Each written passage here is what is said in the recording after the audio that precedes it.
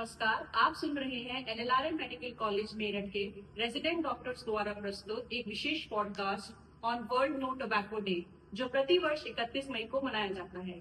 आज हमारे साथ मौजूद हैं doctor Shubhali Batra ma'am. Hello ma'am. Hello ma'am LLRM medical college Meerut के कम्युनिटी मेडिसिन विभाग में सीनियर रेजिडेंट डॉक्टर के पद पर कार्यरत है और आज हम उनसे कुछ तंबाकू सेवन से होने वाले स्वास्थ्य को क्या हानि पहुंच सकती है इस चीज से, इसके विषय में कुछ बातें, कुछ चर्चा करेंगे। आशा करते हैं आपको ये पॉडकास्ट पसंद आएगा। मैम सबसे पहले हम आपसे ये जानना चाहेंगे कि वर्ल्ड नो टोबैको डे क्यों मनाया जाता है। जैसा कि आपने बताया, वर्ल्ड नो टोबैको डे हर साल 31 मई को मनाया जाता है ताकि लोगों को तंबाकू से होने वाले नुकसान के बारे में जागरूक किया जा सके। इसका उद्देश्य लोगों को स्मोकिंग, गुटखा और अन्य टोबैको प्रोडक्ट से दूर रहने के लिए प्रेरित करना है। Okay ma'am. मैम तो तंबाकू सेवन आज के टाइम में कितनी बड़ी एक वर्ल्ड हेल्थ प्रॉब्लम बन चुकी है। पब्लिक हेल्थ प्रॉब्लम ये बहुत बड़ी है। भारत में लाखों लोग तंबाकू से जुड़ी बीमारियों से प्रभावित होते हैं, जैसे कि कैंसर, हार्ट डिजीजेस और स्ट्रोक और लंग डिजीजेस जैसी गंभीर बीमारियों का कारण तंबाकू सेवन ही है। मैम लोग समझते हैं कि तंबाकू उनके लिए हानिकारक है, पर फिर भी लोग तंबाकू नहीं छोड़ पा रहे हैं। इसका क्या कारण हो सकता है? और तंबाकू ना छोड़ पाने का एक जो सबसे बड़ा कारण है कि तंबाकू में निकोटिन नाम का एक एडिक्टिव सब्सटेंस होता है, जो कि धीरे धीरे शरीर और दिमाग को इसकी आदत डाल देता है। कई लोग स्ट्रेस, पीयर प्रेशर या आदत के कारण भी इसे छोड़ने में कठिनाई महसूस करते हैं। ओके मैम, क्या केवल स्मोकिंग ही हानिकारक होती है? नहीं, बिल्कुल नहीं। ये बहुत बड़ा मिसकंसेप्शन है कि सिर्फ स्मोकिंग ही हार्मफुल होती है। गुटखा, खैनी, जर्दा, पान मसाला और वेपिंग भी उतने ही नुकसानदायक है जितना कि तंबाकू।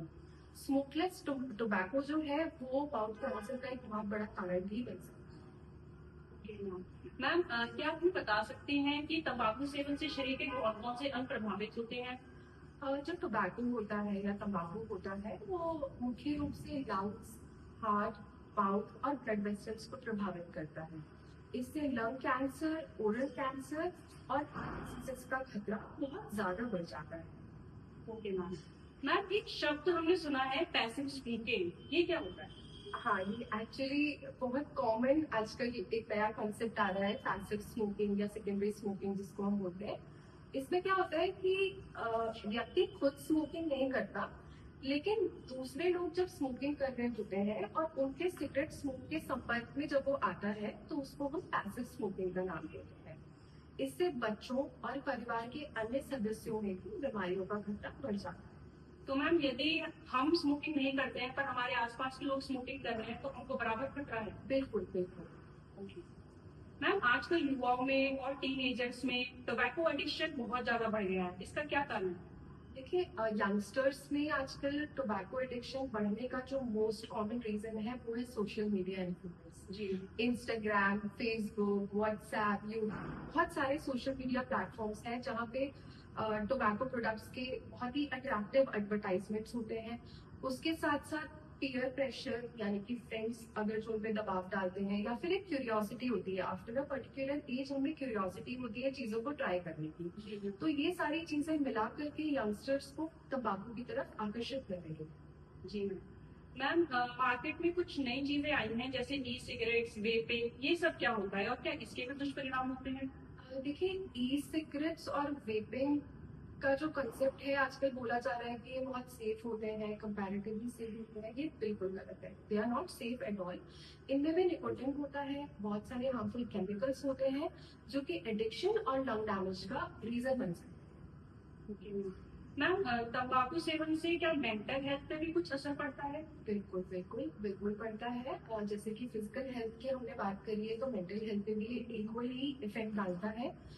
कई लोग, आप उनसे पूछोगे कि आप टोबैको क्यों कंज्यूम करते हो तो वो आपको रीजन देंगे कि हम स्ट्रेस कम करने के लिए टोबैको लेते हैं। लेकिन निकोटिन एडिक्शन एंजाइटी और स्ट्रेस को और ज्यादा भी बढ़ा सकता है। मैम यदि किसी व्यक्ति ने ये ठान लिया है कि उसको तंबाकू छोड़ना है तो वो कैसे शुरुआत कर सकते हैं?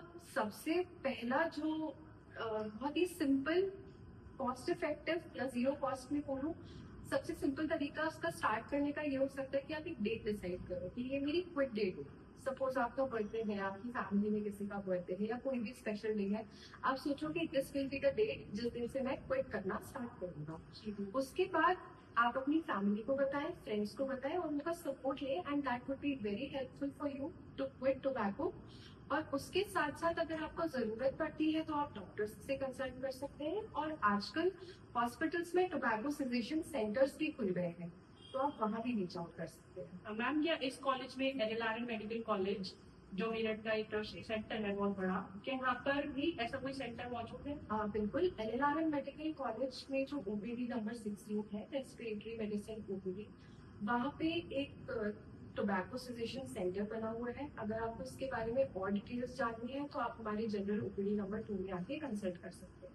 ओके मैम, यदि किसी व्यक्ति ने तंबाकू छोड़ने की शुरुआत कर दी है तो उसके बाद उसके शरीर में क्या क्या पॉजिटिव चेंजेस आने शुरू होंगे? देखो, ये बहुत ही इंटरेस्टिंग चीज़ है कि टोबैको छोड़ने के कुछ ही घंटों में शरीर में बहुत सारे पॉजिटिव चेंजेस आने लग जाते हैं और हमारी बॉडी रिकवर करना स्टार्ट कर देती है। आपकी ब्रीदिंग बेटर हो जाएगी, उसके बाद आपकी हार्ट डिजीजेस का रिस्क विथ टाइम कम हो जाएगा और आपकी ओवरऑल हेल्थ भी धीरे धीरे काफ़ी ज़्यादा इम्प्रूव होने लग जाएगी। मैम, क्या भारत सरकार के द्वारा ऐसा कोई हेल्पलाइन नंबर लॉन्च किया गया हो या कोई सहायता वाली हेल्पलाइन हो जो लोग इस्तेमाल कर सकते हैं? हाँ बिल्कुल, गवर्नमेंट ऑफ इंडिया ने एक tobacco quit line helpline available कराई हुई है। लोग अपनी काउंसलिंग और गाइडेंस, क्विटिंग के लिए गाइडेंस के लिए वो हेल्पलाइन यूज़ कर सकते हैं, और मार्केट में बहुत सारी ऐसी ऐप्स भी हैं जो आप ऐप स्टोर या गूगल प्ले स्टोर से डाउनलोड कर सकते हैं, जो आपको टोबैको क्विट करने में हेल्प करेंगे। मैम, परिवार का और दोस्तों का इसमें क्या रोल रह सकता है? देखिए, कोई भी चीज़ अच्छी या बुरी होती है, उसमें फैमिली और फ्रेंड्स का बहुत इंपॉर्टेंट रोल होता है। तो अगर हम टोबैको किसी को क्विट करवाना चाहते हैं तो फैमिली और फ्रेंड्स का जो सपोर्ट होता है वो बहुत ज़्यादा इंपॉर्टेंट होता है। एनकरेजमेंट हुआ या पॉजिटिव एनवायरनमेंट अगर हम उन्हें प्रोवाइड करेंगे तो वो किसी भी तरीके का एडिक्शन हो, नॉट ओनली टोबैको, को छोड़ने में काफ़ी ज़्यादा हेल्प करता है। मैम, एज अ डॉक्टर आप युवाओं को कोई संदेश देना चाहेंगी?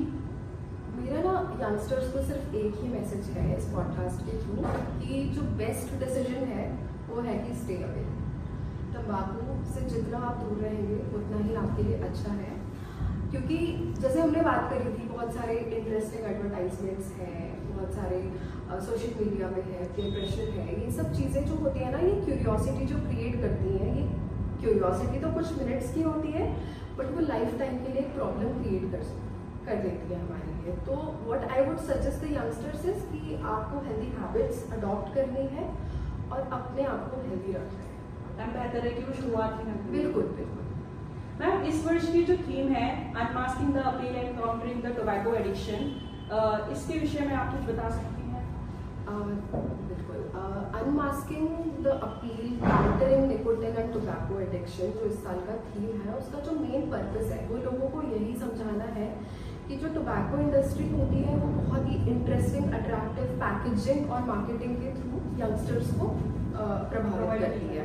बिल्कुल, तो हमें ये समझना है कि ये झूठा आकर्षण है। जी ma'am, it's a false attraction जो इंडस्ट्रीज आपको प्रोवाइड कर रही है, उसको हमें आइडेंटिफाई करना है और टोबैको एडिक्शन के लिए हमें अवेयरनेस क्रिएट करनी है।